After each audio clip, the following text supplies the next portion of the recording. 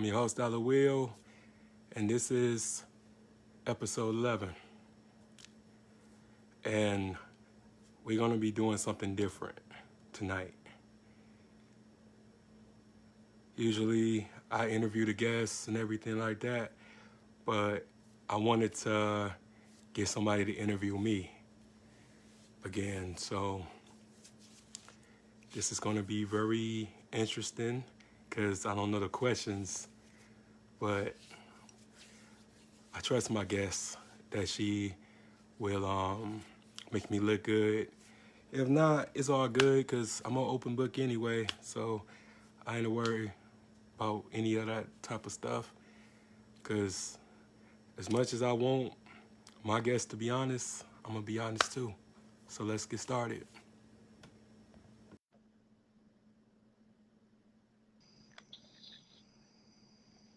Hey. Do what it do.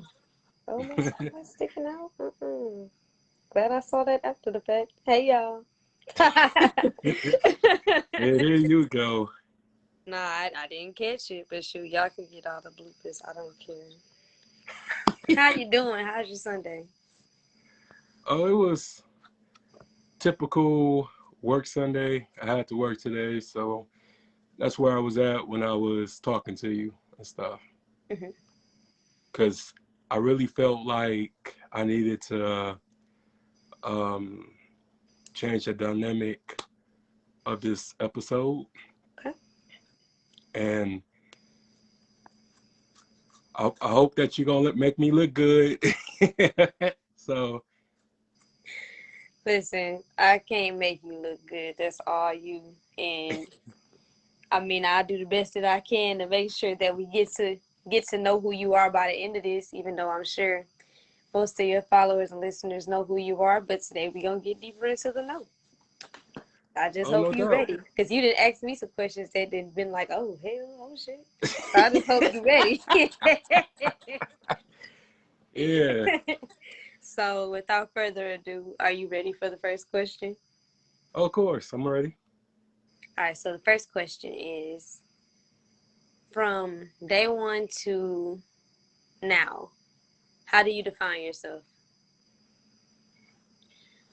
Well, be honest with you, I always define myself as somebody who had to live with particular circumstances, things that I had no control over, and things I had to just ride out.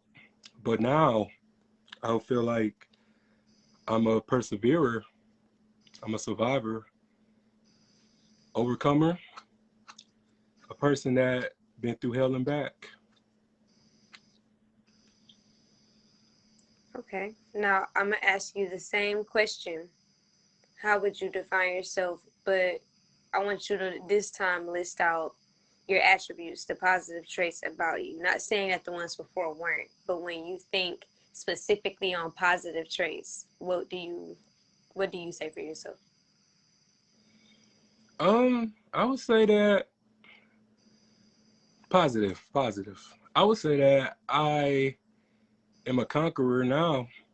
Mm-hmm. Um, very confident because before I couldn't speak for myself. I didn't know how to sell myself because I was just so used to people speaking for me and not being able to, challenge anybody on their assumptions. Because I usually used to just allow people to believe what they wanted to believe about me, but now I'm a person of no, that's not me, and this and that. So I care about my reputation now than I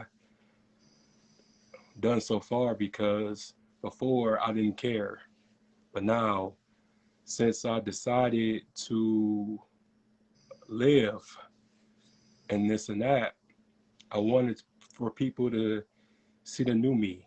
I wanted to reinvent myself. Okay. So we just getting started, getting a little warm. A little lukewarm, something light, not slight. No, I'm kidding. But all right, so I like the way that this is going. So my next question to you, just in regards to, persevering and staying afloat, what at what point did you decide, or at what point in your life did you decide I'm going to live? When did it go from surviving to living? Because you just said the word live, which got me excited because that's something that I love to speak on to everyone. Like, you can't live to survive. Like, you can either survive or you can live.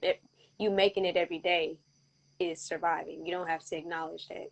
So when did you say, you know what, I'm choosing to live. This is what I need to do for me. And what did that feel like? Well, I would say when I first met my nephew for the first time, Mm-hmm. because not to take away from my nieces and everything, they've always been around, but it was just something about him, and then the way that he looked at me when he was in my arms, because I ain't never thought that it was going to be another baby in the family. I just thought it was just going to be the two girls and that was it and this and that. But it was just something about just the fact that I felt like I known him before, because he just looked at me with such grace, and I just wanted to be a part of his life. I wanted to watch him grow up. I just couldn't see myself going out at the rate that I was, because I just didn't care anymore, to be honest with you.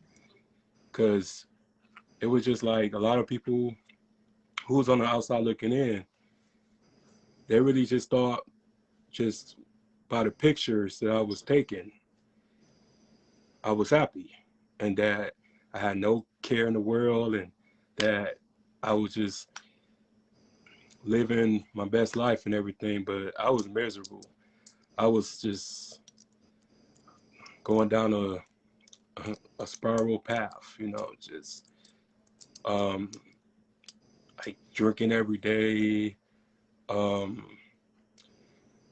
fornicating and all this other stuff, and just, playing Russian roulette, because I was just like waiting for somebody to take me out of my misery. But then when I met him and I just saw the importance of life again, I found the meaning of it again, because I was just so consumed with people in my family dying around me and going to so many funerals that played, and it took an emotional toll on me, mentally, physically, everything.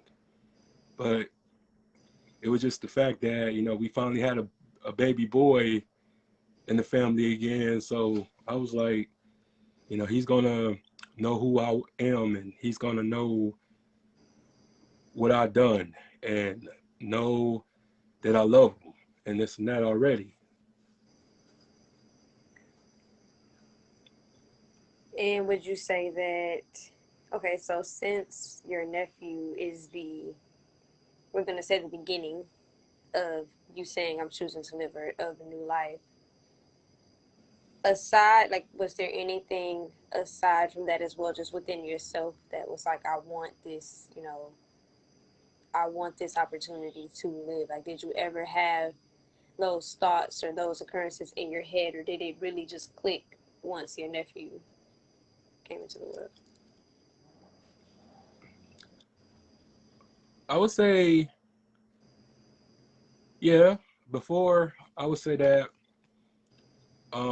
when I got a chance to talk to my mentor, and it got so bad to the point that not only that I was lying to everybody else, but I was lying to him.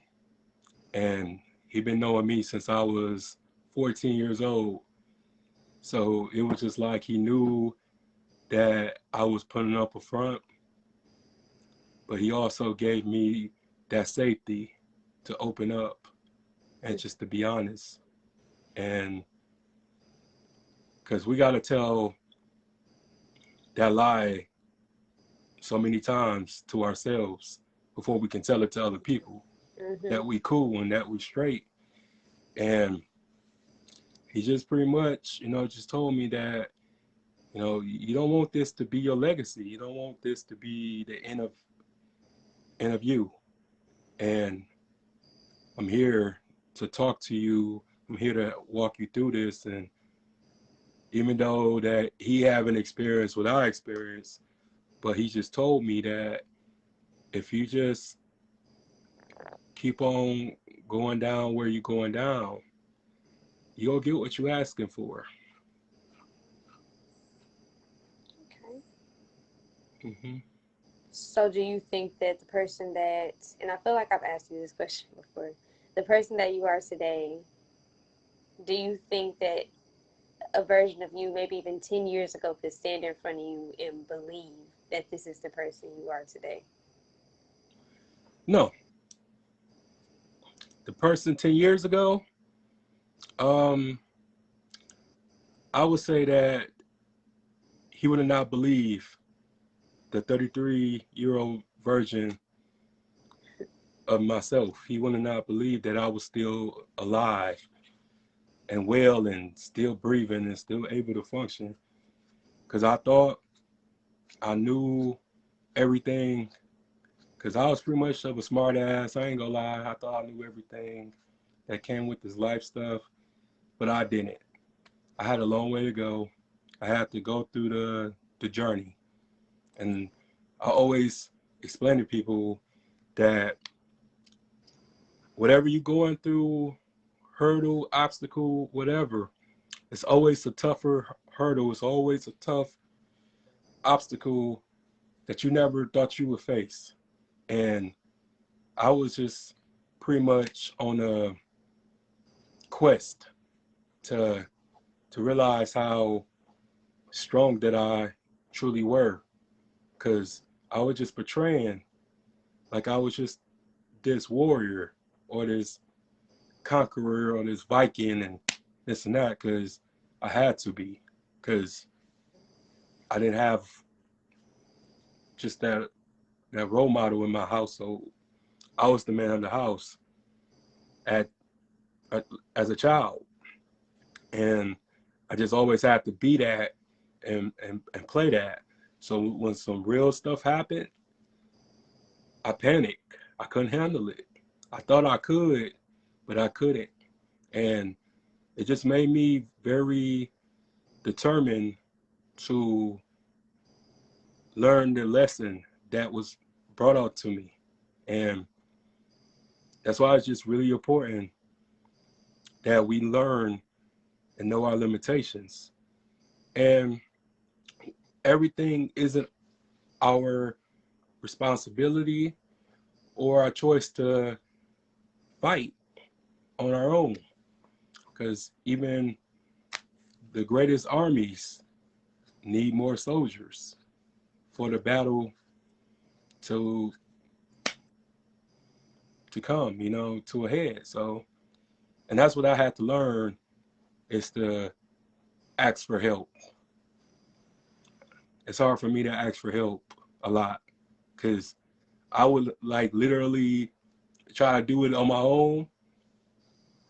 And even though like I'm very, even though like I'm very intelligent and stuff, I don't know everything. This is But true. yeah, that's my answer. Okay. So would you say that coming up the way that you did, do you have walls up, or do you feel like you have very high guards, or do you feel that you're very open? I would say I'm both. It all depends on the person. Okay. Because I would say once upon a time ago, I was really open to those who was as damaged as I was, and the ones who wasn't as damaged as I was just very cautious about that, just opening up. And sometimes we just have this problem of making people earn us. And a lot of times we just be so trusting and so just wanting to be accepted to the point that we let our guard down sometimes and end up being hurt because we felt like we can trust certain people with our secrets and Mm-hmm. our weaknesses and our Become vulnerability. vulnerable. Mm-hmm. And a lot of times it backfires. And then, you know, we feel betrayed. And I tell people this all the time, like, unless you know what betrayal feels like, you would do your best to not ever become betrayed again. But it's okay, because at the end of the day, we all human and we all got to learn somehow, in some way. And I learned a lot. You know, being 33 years old, I learned so much that people who's older than me haven't embarked on. So I can admit um, I brought a lot of things on myself, and just talking about just a vulnerability thing is that I believe that when you are hurt or when you go through something very painful, you just don't want to be alone. You don't want to be by yourself. And when you're by yourself, that's when you're forced to reflect. And I would say, it was quite similar to somebody who had to do time in jail or Yeah. prison, that I was forced to reflect or recollect a lot of the things that I could have prevented and a lot of things that I couldn't prevent it. So at the end of the day, it's just all about being responsible. Okay. So when you say that there's two parts to it, I ask because it's like we open ourselves up and become vulnerable when we speak on it. You have an entire show dedicated to many different avenues, but one of them is self love, self care, self help. Because a lot of these conversations that we have segue into you taking care of yourself or bettering yourself. At the end, I feel like at the end of every podcast, I learned something or I feel encouraged to do something to benefit myself. So, how hard or easy or hard rather, is it to turn your vulnerability on and off, like when you're on the screen versus in reality? Because if you think about it, we're open books on here. So we're more vulnerable than we think, and I think you aren't giving yourself enough credit for that because you're opening up to the world, and that alone could encourage the next person to understand that they're not alone or overcome a situation. So you're making yourself that already. So when you're off of, your podcast, when it's just you, your friends, your loved ones, whatever, are you that same vulnerable person, or is that where it kind of becomes more closed off? Told you I was gonna um, kick your ass. No. um, it's really yeah. Wow, that's a good question. I still struggle with it, like with my family. Okay. It's hard because my family is kind of they're set in their ways, Yeah. and I would say that I have really tried to get them to see me in this new stage of my life now because they know me all my life and they see my face and this and that. It's even stuff that my mother and my sister don't know about me. And I just like, I really had to quit trying to get their validation. I had to learn about who I was because they move differently. They think differently than I do.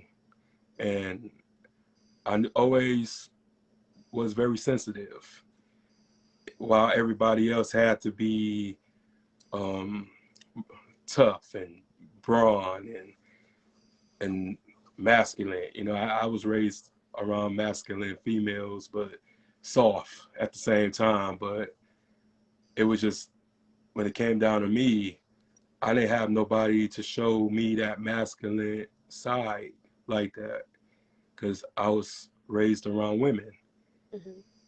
So I had to learn a lot on my own. I had to, you know, when you the only boy in a house full of females and full of women, you know, like you open up, you know, like medicine cabinets and you see tampons and this and that, and there's nothing in the medicine cabinet for you except deodorant and all that stuff.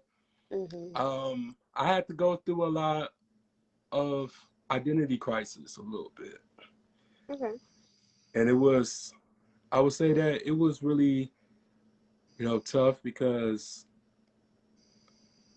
when I first got my heart broke, I didn't, I couldn't tell my mom, you know, I really didn't know how to express it unless if I would have told that to a man, you know, like not the man that's toxic or anything like that, but a mature man who would have had guided me through that first heartbreak, who would have told me that it was going to be okay, Mm-hmm. that there's nothing wrong with you. It happens to the best of us type thing, but I didn't get that opportunity. I was just told to, you know, man up and, you know, don't cry and this and that, you know, I don't want to hear that. And it was just a lot of, you know, just, you know, man up. And I didn't know how to do that. You know, at the time, you know, I was young and I really always felt comfortable um, just knowing that I could be myself regardless of what people thought. So even when I'm off this podcast, I have my moments when I don't want to be bothered, but I don't try to be mean. I try not to be a jerk.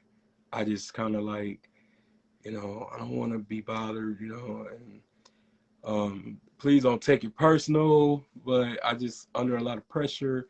So I'll be very selective with my moods and my words when I'm in those moods because once you say something, you can't take it back. Right. So I try to be very cautious about my dialogue now. And this show really allowed me to see a lot of people, I would say, broken glass that came out the mirror. Because we all have that mirror that we have to take a look at ourselves. And I think that it's just allowed me to be more compassionate and very mature when it comes down to certain people's um, tolerance level. Okay. And that's one thing that I like about, I guess it's one cool thing that we can give to the social media era, genre, category. Um, People are able to see that they're not alone when it comes to certain things. And I feel like when we grew up, and you're older than me as well, but we both grew up in a sense of either being in it or seeing our friends experience things like boys can't cry, toughen up, man up, you know. A lot of times for young black men, their feelings are invalidated or dismissed because they're supposed to put on this tough role and persona. And it's unfortunate because it's like I understand where it stems from, but it's just like, why was there ever a problem with fathers hugging sons, fathers telling their sons it's okay? Like, it seems like that just started becoming acceptable for, for black women, mothers and daughters. The most black daughters feel like they have the most pressure. The brothers get it easier in some cases or in some perspectives, but it's like nobody ever takes the time to just hug their child. Just let them know that you're loved, you're appreciated. Just take the time to give people their flowers. And I feel like a lot of things could be prevented and avoided because sometimes we don't know how to communicate it, but we all know how to express love. And it just seems that this up and coming era, or within the last 10 years, has allowed people to see, hey, if you don't feel it here, I got you here, or we understand you here. Here's ways to get through it. And it's just crazy to me. It's insane because that hug, that encouragement, that push would have been so, you can see it without seeing it, the shift that it would have had on our era and our generation if we had that. um it seems like for us we are a byproduct of an era that no longer exists, but we also got caught up. We got a lot of the negative traits from that as well, meaning we've absentee fathers and errors and things in life have always happened. But when it came to these millennials, us, it's like we caught the end of the 80s, but we caught the last of almost every era has that made the 90s and 2000s. And we had to figure a lot out on our own. It's funny, we get called lazy, we get called so many different things outside of what we really are, when we really had to try to make a way out of no way. And in a time and era where things are being made up as they go, this technology shit is random. If I want to make a toaster that flip burgers at the same time, I'm gonna make a fortune. Like, it's that type of it's that type of market and era. And again, it's just all of the different accesses that you have. If only we could have had that then. And I don't understand why it takes for certain exposures for parents to realize you need to love and hug on your kids too. Let them be children. And we know that our families very much so get stuck in ways, like you said, and it's hard to reverse some generational things. It's hard to erase. You really can't erase anything that's happened. You can either take the lesson and go from it, or be succumbed by it, and that's not fair either. So before I continue with my questions, I just want to commend you because, again, a lot of us didn't have that guidance, that love, and I'm glad that now it's more accessible. And if not more accessible, it's you're in a world where you can find where it's relatable through others and people aren't alone. So I salute you for making it through, for continuing to make it through, and for allowing yourself, believe it or not, to be vulnerable because that's what you're doing. And like I said, you don't know whose life you're touching, who you're impacting, but these stories, I mean, including my own, they get people through, and they make people think otherwise and reevaluate certain things, because sometimes we have to be that change. And you doing a big thing with this show, and getting the ears and eyes out there on so many different perspectives. So I just had to throw that out there before I continued my extra ass questions, because you messed up letting me do this. Hey, it's like I said, it's just nice to be on the other side of the coin sometimes, because um a lot of people don't understand that this really takes a lot of energy to do, and then making sure that whatever um story gets put into the forefront, that you're not corrupted as well. Like, I'm really huge on being an empath and stuff. Got you. So that's why I really be careful about who I be around, because You know, you can easily um, become or get whatever like demons or energy that they got, and it gets sucked onto you. Yeah. It's a bad trait, and a lot of our people don't understand that, you know, particular concept. So I If just people really be understood, protective. if they will continue to understand that energy cannot be destroyed, that's Mm-mm. real, and it it can, reflect onto somebody else. It can attack the next person. I mean, it only takes a couple of things for someone to get irritated. Like, I could be like, man, I don't feel like hearing this, and now they got me mad because I gotta hear it. Now you in a bad mood. I don't even know why, but it's just reflected on you just like that. I go through it all the time, so I get it. Um, but it's just like, why? And it's developing that mental capacity or that mental peace to say, you know what? No, you can be mad in your bubble over there, but you're not stopping nothing over here. And it's hard to do that when you don't realize you're in a situation of your peace being disturbed. We just so easily let things roll over into our lives. And it's funny, we always are able to identify it after the fact, but in the moment, it's like we protect our peace by becoming upset to defend our peace. But we don't actually think, like, you know what? Layman's terms. Do I feel like having a nigga moment right now? Nah, instead I'm gonna have a nigga moment to let you know that you got me fucked up, and it's gonna prove my point. But now I'm still just as mad as if I didn't have a nigga moment. Like, you get what I'm saying? Like, it's just a constant cycle. It's just a constant transference until, and it doesn't die. It just keeps rubbing. So until someone decides to change that energy, that's what you're gonna get. And that revolves to me in the laws of power. I don't know the real laws by heart or nothing like that, but I do know that you get out what you put in. Absolutely. And if you And don't, yeah, if you don't put out positivity, how you gonna receive it? oh, I agree. And like, to be honest with you, I really didn't believe that this was going to go so far, like as quickly as it did. I would just really wanted to just try something.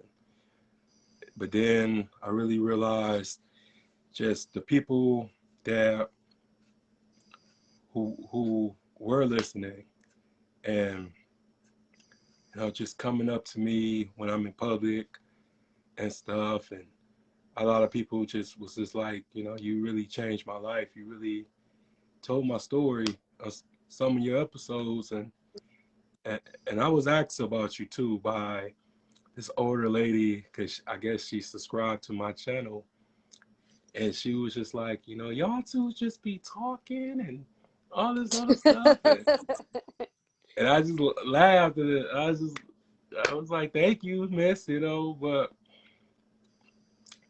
those really are the things that I pay attention to. Everything else, you know, I have my moments because I'm doing this for my heart. Right. You know, I'm not making thousands of dollars or $1 million doing this. I do this because I care. Maybe I care too much, but I care. I even named my company after something that happened 200 years ago. You know, I'm not no narcissist to name my company after me or put my face on the logo or anything like that, because this was never just was about me. This Mhm. was about us as a collective. And I just wanted to, you know, speak on the, you know, underdog, you know, that person that doesn't get praised or get favored or get the credit or recognition. I wanted to speak on their behalf because I was there. So I know what it's like when you just want to just speak your mind and speak from your heart, and nobody takes you serious. People look at you like, yeah, whatever, you know. And by being doing research, that's what made Richard Pryor did drugs, because of the fact that he really wanted to be conscious. He was a very smart man, Yeah. but since he was a comedian, everything that he said, no one took him serious and Mhm. stuff. So that's what pretty much what made him become a basehead. Yep. Escaping. Yep. I mean, it's all it takes. So then, let me ask you this: how do you define peace? When did you know that you were at peace? Are you at peace, rather?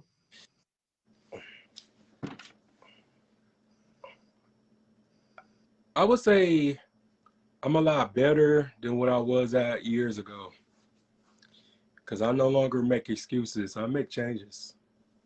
And I have changed so much of my life, because when you realize how much time you waste while, wallowing in your sorrows and your, shortcomings and this and that, um, we all get to a certain age that nobody cares about your upbringing. Nobody cares if you didn't have a father, you didn't have a mama, that you was broke, that you was hungry, um, even when you was sexually assaulted. It's up to you to turn that around. It's up to you to make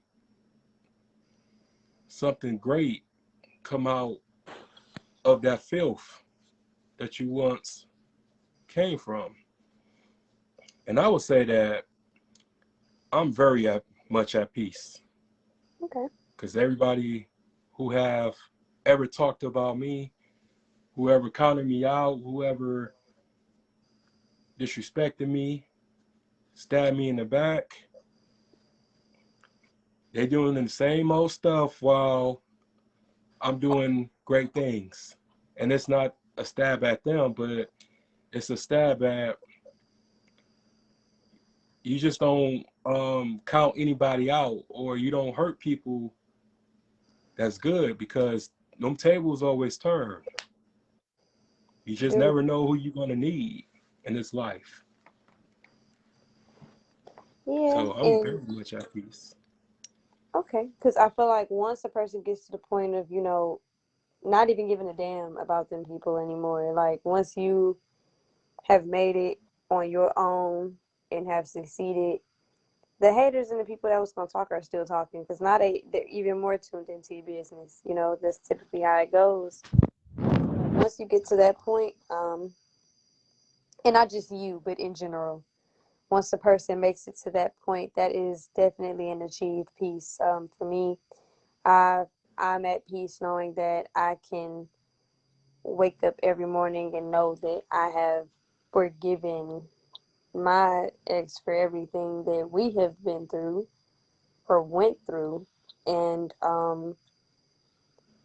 I don't have to think about it every day. At first, it used to cross my mind all the time, and it took for me to realize, you know what, it's forgiven.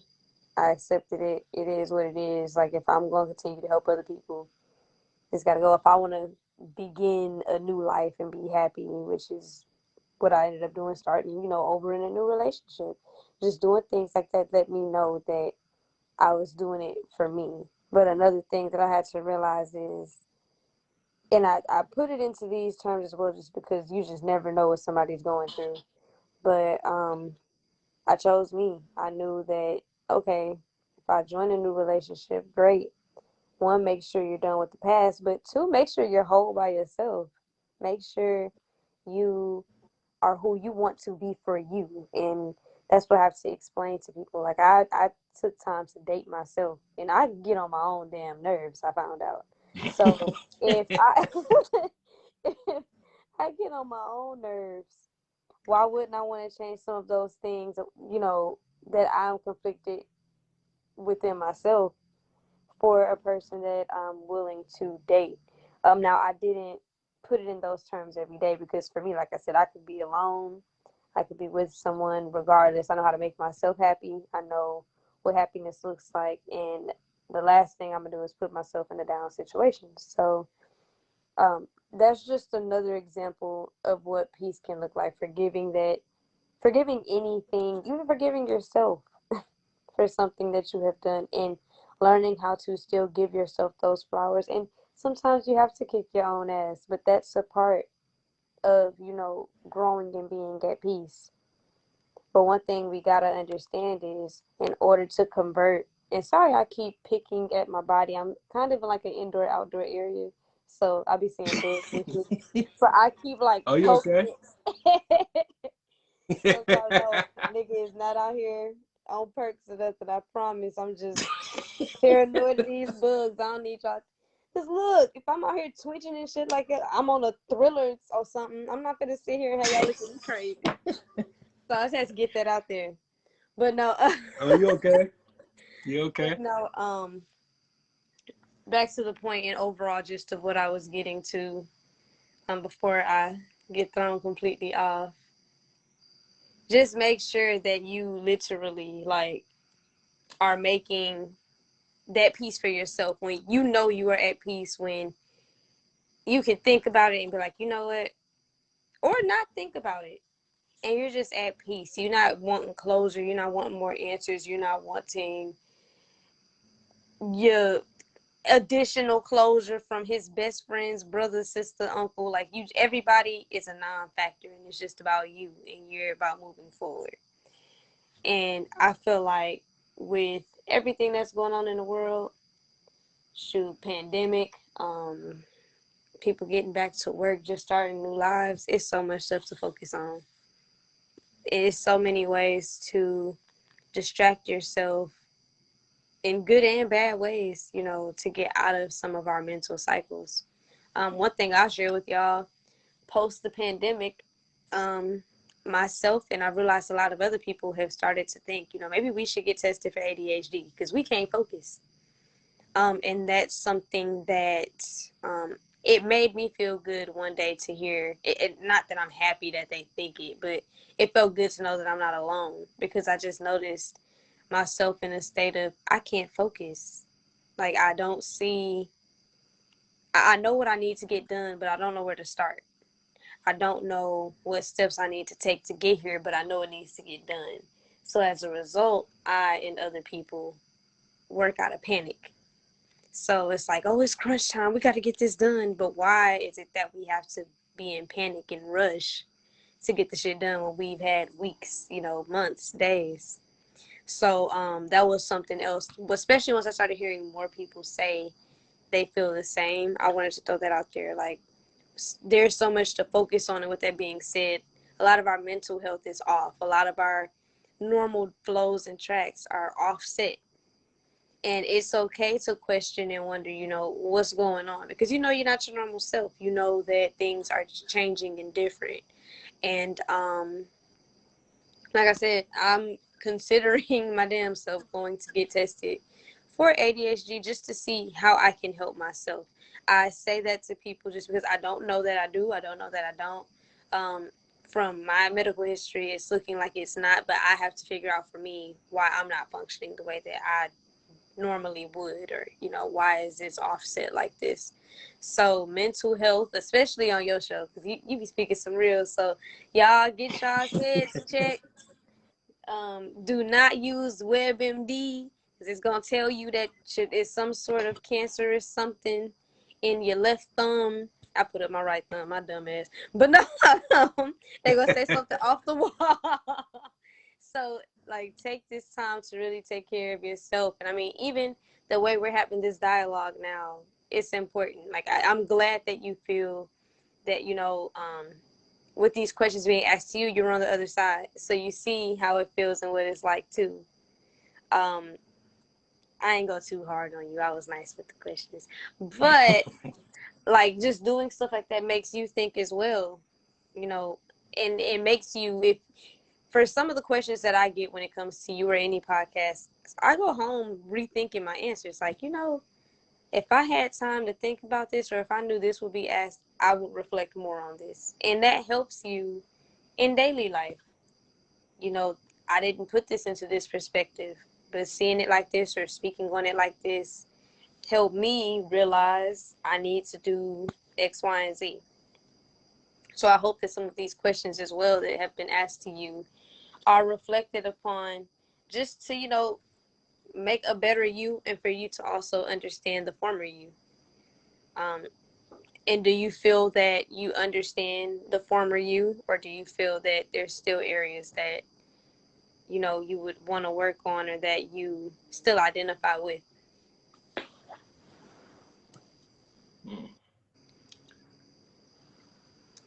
Well, I would say the former me,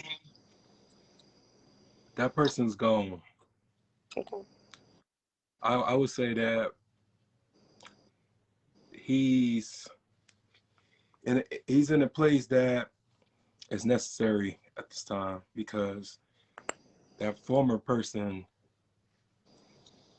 was, I would say, a little naive, very neglectful towards himself. And I was just at this point where I just wanted friends so bad, to the point that I was neglecting my life. I was neglecting the future. And I think that if I would have kept on that same routine, it would have not been no 1804 show. Mm-hmm. So I had to come to the decision: either do something for me and be happy, or keep on living for others and be miserable.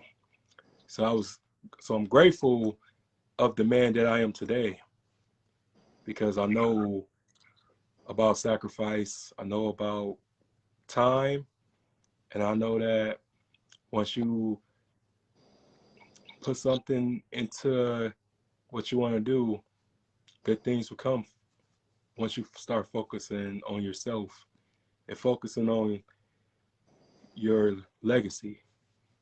Because I would say that Black people don't think about legacy as we should, like other races does, because they prepare their families, 50 years Mm-hmm. from now, and we don't.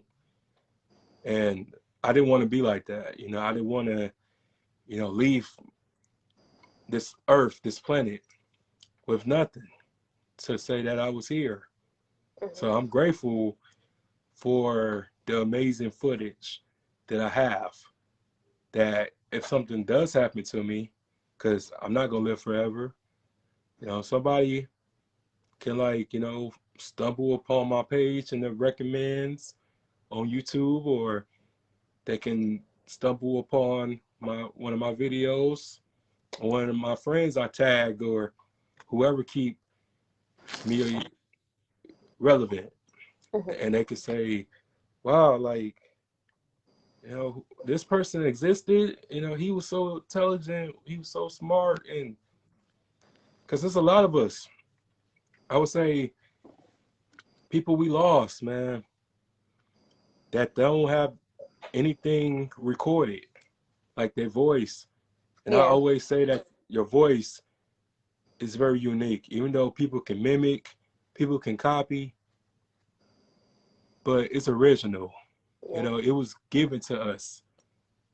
Cause, and it's funny because everybody always asks me, like, do you watch your episodes and stuff? And I'll be so subconscious of my voice, because it's Mm-hmm. like I sound like that. I don't enjoy my voice as much as everybody does. Everybody always like, oh, you have such this Yeah. radio voice, and it's so You deep definitely and do. And I think of myself, the first thing I think of is like lit me or something like, yeah, that's the first thing I think of whenever I hear my voice recorded, and I hate it because I just feel like I sound like some sort of chipmunk. But you definitely have the voice. I could listen to you record, not record. I can listen to you read a book. You have that kind of voice, but some of us, hell to the no. So you're fortunate. Yeah, it's just I had to learn how to get comfortable with myself Hmm. and conquer the fear of the camera because a lot of people scared of the camera Yeah. because it's different when you're taking pictures and you're on live doing God knows what, but then when you actually have to formulate and structure an episode, a lot of people can't do that. A lot of people will freeze up. And I have conquered that fear because I didn't really know how people was gonna, I would say, view me, and then just their uh persuasion of me, But I'm grateful for that because it was just one of those things that I never thought I would do, but I'm done it, and I'm doing it, You're gonna and keep then doing just it. yeah, and then just also bringing people out their comfort zone because a lot of people that came on the show, I never met them, like, or just had a conversation with them. A lot of Hmm. it was just impulse and um, a whole lot of improvisation. So, but I learned that I have a way with words and I have a way of making people feel comfortable. You definitely do. And it's funny because, like, I can definitely see you working with, like, kids or working with young adults, rather. No, I can see kids or young adults. Like, you have that, I feel like you have that kind of impact. Like, you have the potential to, that is a spider.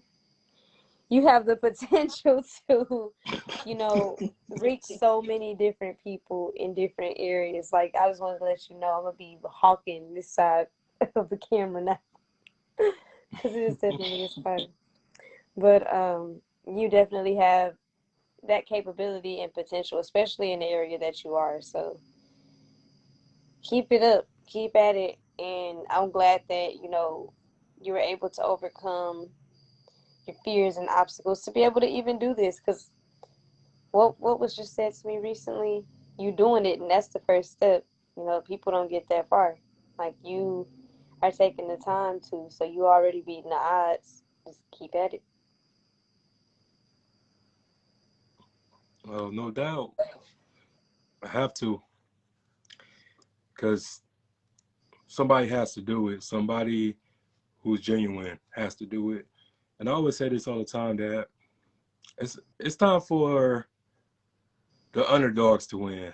And Hmm. I'm not saying that I get upset when others win, but to me, I feel like the people that was popular in school that could got anything they wanted. They didn't have to. But I'm not taking away anybody's story or nothing like that because we all have a story. Right. But I mean the people that had to work twice as hard, the people that didn't have nowhere to go, people that got shunned upon, that didn't have the support Yeah. system. Yeah. It's time for people like us to win, and I'm gonna win, regardless if my hometown don't want me to. I know somebody is going to pick me up, and you know, But you gotta also understand that you gotta want to win because you deserve to win. Like, and that's everybody. The first and foremost, like, of course, I feel I feel you totally on the underdog thing. I feel like I always catch the underdog and backhanded things of life. I mean, all the way down to like I always go to schools with the worst football team, as an example. Like I always catch the underdog, like, or I get the short end of a cool situation or something that I was once excited for. But we have to stop doing it in the mindset of, it's time for us to win. No, it's time for me to win. I want this. I deserve this. I work hard. Of course, everything else comes after, but you have to, within yourself, want it. Not because you feel entitled to it or it's your time, but because you genuinely work hard and deserve it. And that's the first step. Like, we spend a lot of time trying to flex. We got to flex on ourselves sometimes. And by that I mean, I've been told a lot lately I don't give myself enough credit, and it's hard for me too because that's not something that I do. But sometimes you gotta. It's weird, but you kind of shit on yourself a little bit. That sounded terrible. You flex on yourself a little bit. Like I ain't like the way that sounded, but Yeah, you I gotta, get what you're saying. but you gotta let yourself know that you capable of so much, and this is what you really do. Don't count yourself out. Don't cut yourself short. You deserve it just like everybody else. And sometimes it Mm. takes that. What was I thinking? Sometimes you just Yeah, I Whew. mean, I get exactly what you're saying, and you're right. I just always been humble. I always has this thing that even though like no matter what I would done, I would took a lot of people with me, but everybody can't go, Mm. and that's the Everything is toughest happening at its time. Mm-hmm. reality check to have, but it's And you necessary. beat yourself up either for the people that don't come along with, because like you said, everybody ain't meant to come, and people find new journeys. I mean, some people go to college with this set goal of becoming a lawyer and come out a social studies teacher because that's what they ended up loving to do. I mean, so it ain't always got to be a bad break because somebody ain't come with you.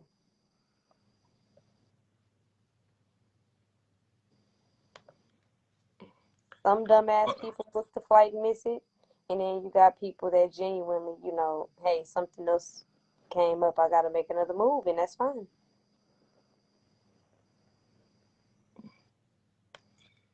Yeah, I ain't think about it like that. You're right. Yeah. Like, it's just a different race. I mean, we, I'm sure as kids, we all probably tried at least one sport. We found one we liked, and even if we didn't like it, we might like to watch it. We just don't like to do it. But in order to find out if you like it or not, you got to try it. And anybody that comes in your life, it's almost like a trial. You know, they come in. Some people may just be casual conversations. Some people may have been a direct link that you didn't know you need. But everybody's placed where they're supposed to be in your life for a reason.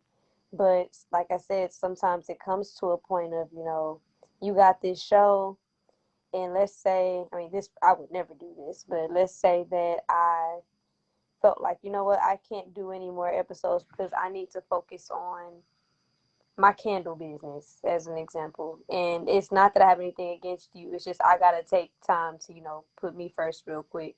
And at first it might be like, damn, it could have maybe been articulated better, but I get what you're saying. Like, you gotta, ride your wave and do your thing.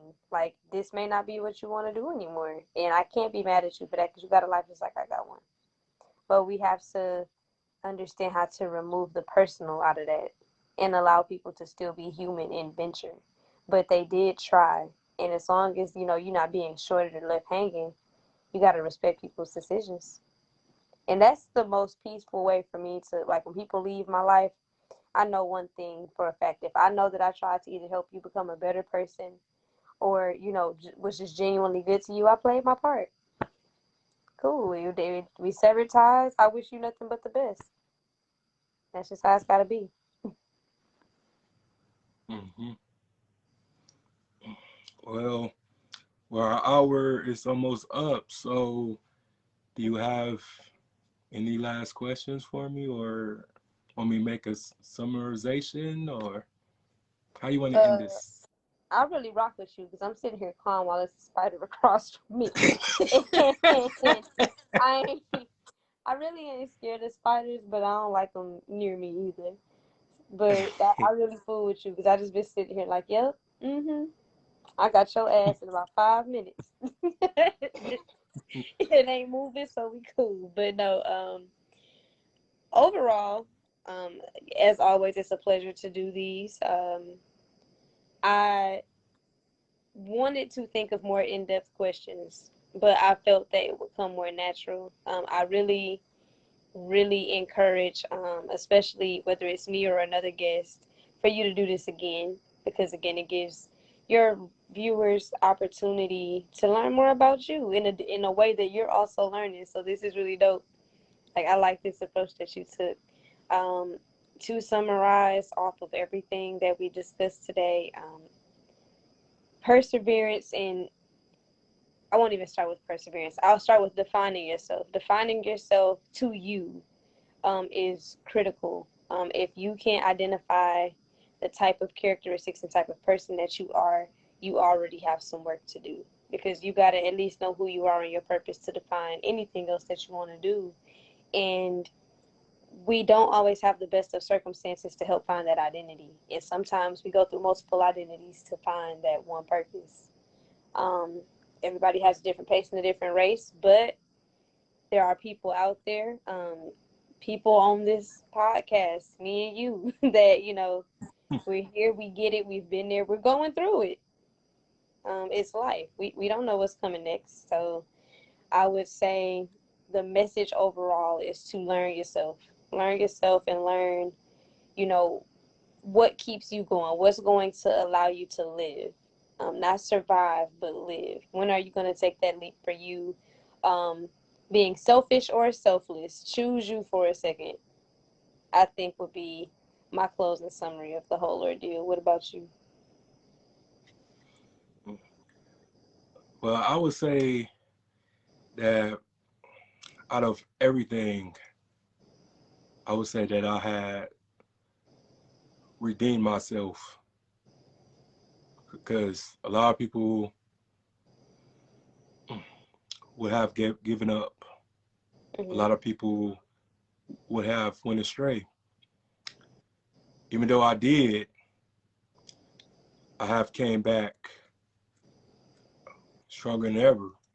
And it's not up to everybody to understand the measures of my journey, but me. And I'm just at this point in my life that I can sleep at night, and without tossing and turning. And to me, I feel not even people with a lot of money can do that. Um, I haven't sold my soul. Mm-hmm. It's still here. It's still intact, and it's real. And but I just want everybody to understand is that I'm just a man, still a young man, You're human. and mm-hmm. But just everybody just put you in this category. They categorize you to the point that you're not supposed to make mistakes or you're not supposed to make bad decisions. But those Diamond bad decisions pressure. made me a good person And at the end diamond, of the day. like, people got to understand that, like, I've always felt that there was pressure on me. I'm first generation on I want to say both sides of the family to graduate from college, but my grandmother was one of the biggest superintendents over BV. She just passed away in February. He was on education. I didn't get, she couldn't stand me. We didn't have a relationship. So it's just one of those things where it's like it goes to show you gotta sometimes make a way. Sometimes you gotta take what you have experienced and make a different experience. Like you don't have to fall into them same, you know, generational guidelines. And then for me, it's like I had to figure it out all on my own. So that pressure was always like, well, Justice knows how to do it. Justice is winging it. Justice is living. Justice is trying to get shit done because Justice ain't trying to be in this situation. But I don't know what the hell I'm doing sometimes, you know. And that pressure, I mean, my granddad has told me he's put me on 3 pedestals, and that's hard. It's like you don't have time to mess up, and when you do, you beat yourself up. But with all that being said, diamonds are made under pressure. That's the only way that they're created. So whenever I feel that sense of uncomfortability, I know something's gonna change. But it's up to me to make it a good change. So when you feel that pressure, when you feel that like people expect this, people expect that, there's a shift coming. But you are in control of that shift, and that's how I get through those situations. Yeah. You know what? I really always enjoy you coming. This is dope. Like, I love it. Like, it's just, this hour went by so fast. And I understand that you got some things to do, Oh, but you're always welcome. thank you. Pray for me, y'all. I'm back in school, so I gotta study and some more. Yeah, I would be praying for you. Sure, I dropped out, but I did it for a good reason. I did it because it wasn't for me, and I need to just take this show on another level. So that's why I did it. But I wish you What the best, sis. to throw it out there, I'm in trade school, so I'm not at a university, not at a college. I'm getting a trade that I'm licensed in. So if COVID or whatever the hell decides to keep taking jobs away, I can work for myself. So if y'all needed that booster, I go to Paul Mitchell and get my aesthetics license to better my business, my skincare business. Y'all can do the same thing, become a plumber, HVAC, whatever, but you Hmm. don't have to go to college. And I just wanted to throw that out there. So when I say Right on. school, it's school, but it ain't not one that's not bigger or smaller than the other. You pursuing and trying to better yourself is an investment regardless. Right on. And congratulations. Thank you, big bro. But let me go ahead and get back to slaving and kill this spider because I hear my boyfriend moving around. Babe, you want to kill this spider? That's how we gonna But start okay. this. But it was good talking to you as normal. It's always a pleasure to be on the show. And thanks for inviting me for real for the 3-peat. This was great. Oh, no problem. Anytime. Well, you have a great night, and thanks, y'all, for having me again. Oh, no problem. You too. Bye. Peace.